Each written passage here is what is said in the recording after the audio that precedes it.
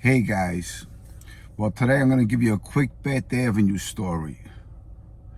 Looking back on my life when I was a kid, I always go back to the past because that's where my head's always at.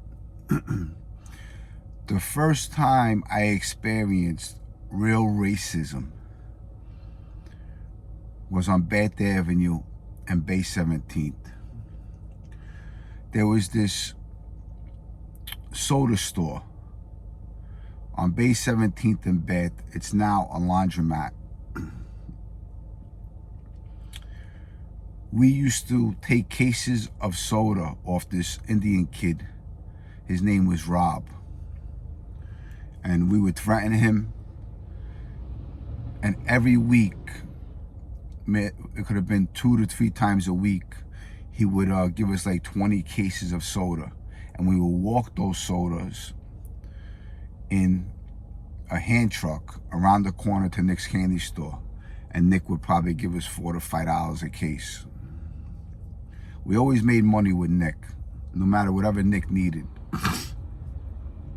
Now, there was this old black man. His name was Rob. I used to call him Old Man Rob, and he used to love to drink alcohol. And he would walk around with a cane.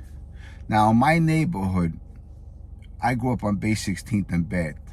So between 17th Avenue and 18th Avenue and Beth Avenue, we had a couple black families that we were pretty tight with. We had Jermaine, we had Peen, we had Sean, Quincy and Frankie and Mari used to fist fight all the time.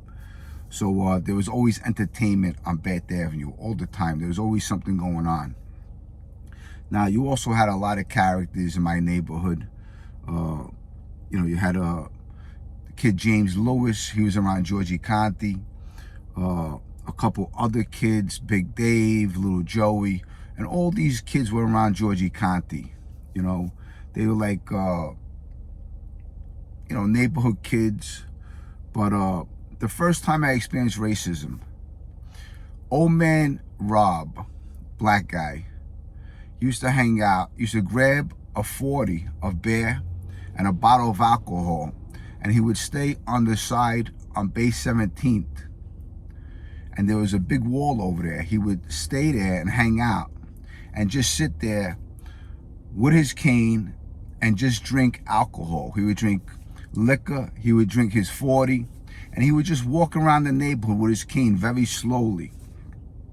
And all he wanted to do was get drunk. The guy never bothered anybody. This particular day, I see a couple kids, James Lewis, a couple of his friends from Bay 8th, Bay 11th,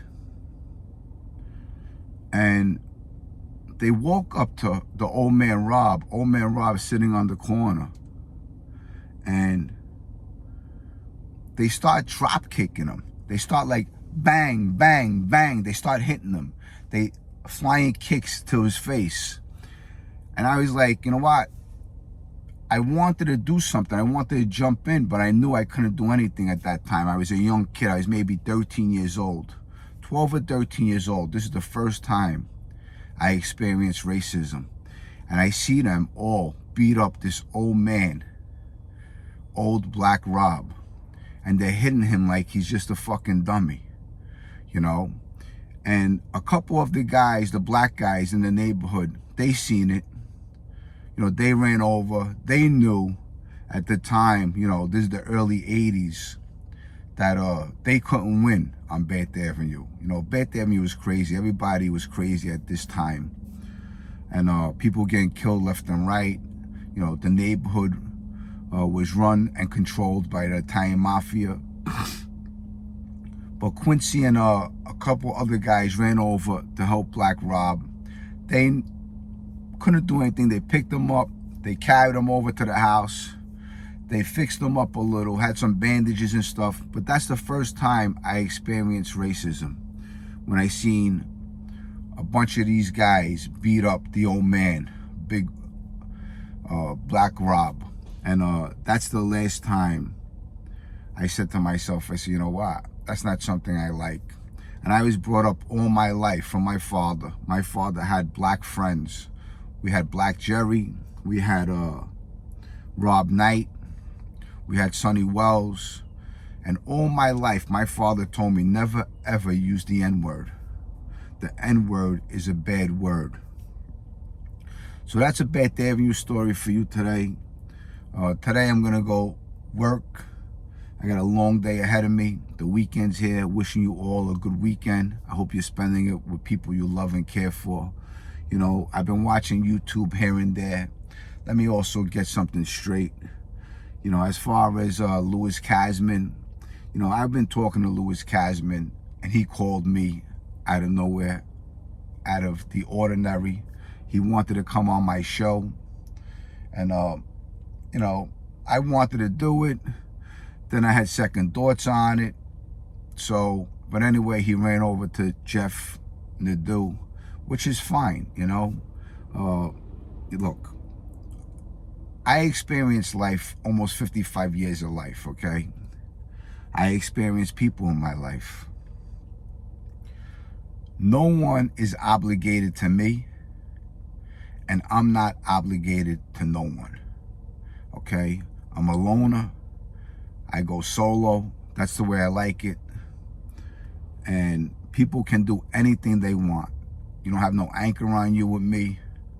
I don't hold nobody down. If you're my friend, you're my friend. If I'm your friend, I'm your friend. You know who I am. Okay? So people can do anything they like, wherever they want to go. Go on 10 shows. I honestly don't care. You know? But I'll be coming back, doing a show here and there. I got some characters that want to come on the show. I'll be doing a couple shows soon. Just straightening some stuff out.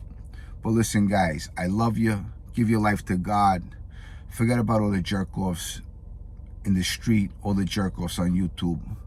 Okay, YouTube is all about money. You're here to make money and put some good content out there. My whole life is content. You know, I'm living the life. My past is always going to haunt me. They're always going to look at my past.